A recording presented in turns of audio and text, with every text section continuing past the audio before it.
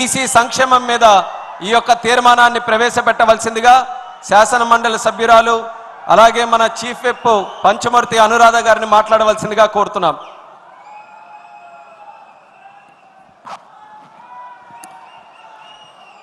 బడుగు బలహీన వర్గాల ఆశా జ్యోతి ముఖ్యమంత్రి వర్యులు శ్రీ నారా చంద్రబాబు నాయుడు గారికి, యువతకి ఆశా కిరణంగా నిలిచిన గౌరవనీయులు నారా లోకేష్ గారికి, వేదికను అలంకరించిన పెద్దలకి, ఇక్కడ ఇచ్చేసిన తెలుగుదేశం పార్టీ కుటుంబ సభ్యులకి, మీడియా వారికి అందరికీ కూడా నా నమస్కారాలు తెలియజేస్తా ఉన్నాను.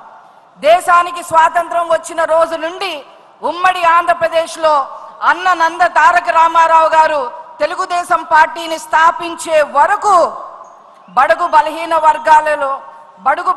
వర్గాలు బానిస వర్గాలుగానే మిగిలిపోయాయి.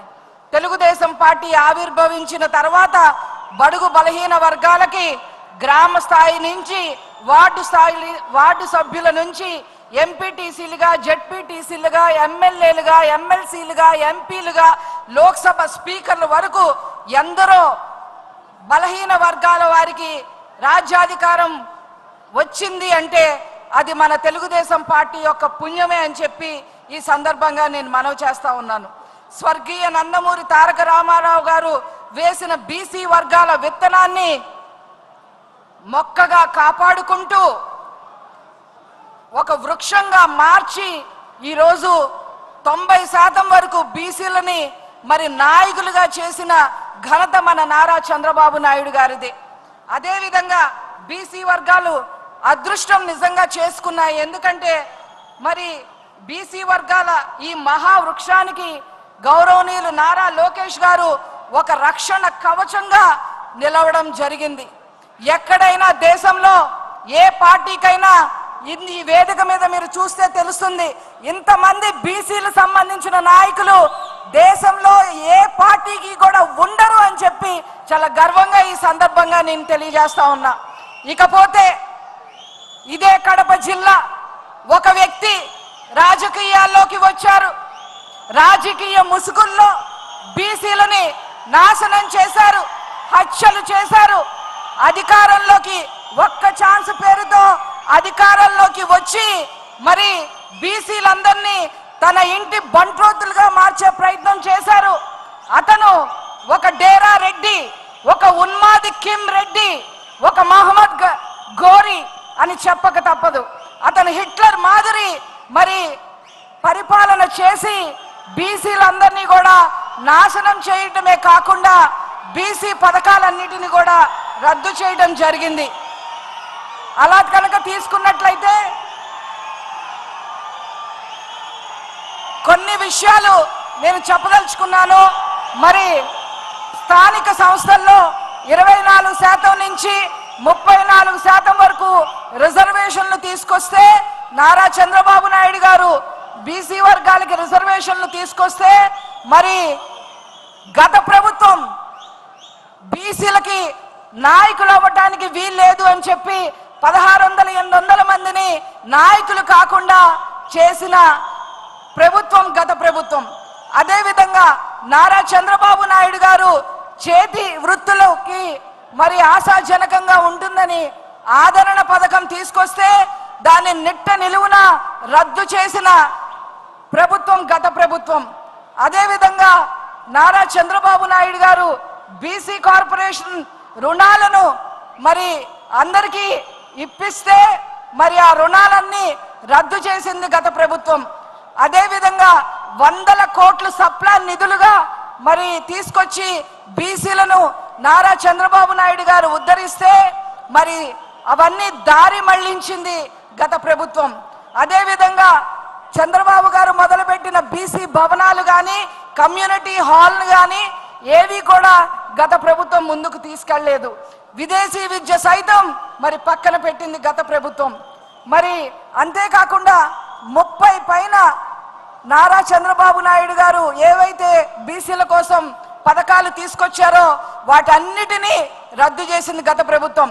ఇదిగో నా దగ్గర ఈ పేపర్ ఉంది. ఇది కనుక నేను చదవటం మొదలు పెడితే దాదాపు 2 రోజులు అవుతుంది. టైం సరిపోదు కాబట్టి నేను అవన్నీ చెప్పట్లేదు.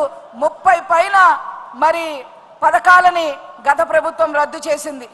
అంతేకాకుండా హత్యలు మీ అందరికీ కూడా తెలుసు.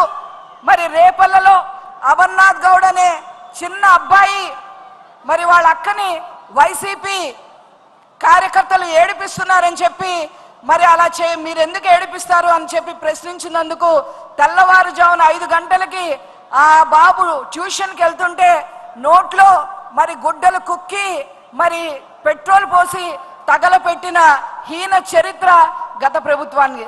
అంతేకాదు మరి నందం సుబ్బయ్య ఇక్కడనే ప్రొద్దుటూరులో శాండ్ మాఫియా గురించి ప్రశ్నించినందుకు హత్య చేయడం జరిగింది. అంతేకాదు మరి చేనేత వర్గానికి సంబంధించిన వాళ్ళు ధర్మవరంలో వ్యాపారస్తులు మరి విజయవాడలో ఉన్న ఒక వైసీపీకి సంబంధించిన వ్యక్తికి సరుకు అమ్మడం జరిగింది. కానీ వాడు 1 సంవత్సరం 2 సంవత్సరాలైనా ఆ సరుకుకి డబ్బులు ఇవ్వలేదు. డబ్బులు ఎప్పుడు ఇస్తావు అని చెప్పి చేనేత వర్గానికి సంబంధించిన ధర్మవరం వ్యాపారస్తులు ఆ వైసీపీని వ్యక్తిని అడిగితే నా వెనక నాయకులు ఉన్నారు, నీకు డబ్బులు ఇవ్వాల్సిన అవసరం మాకు లేదు అని చెప్పి ఆ చేనేత వ్యాపారస్తుల్ని మరి వాళ్ళని హీనంగా చూసి నగ్నంగా కూర్చోపెట్టి వీడియో తీసి బయటికి వదిలారు.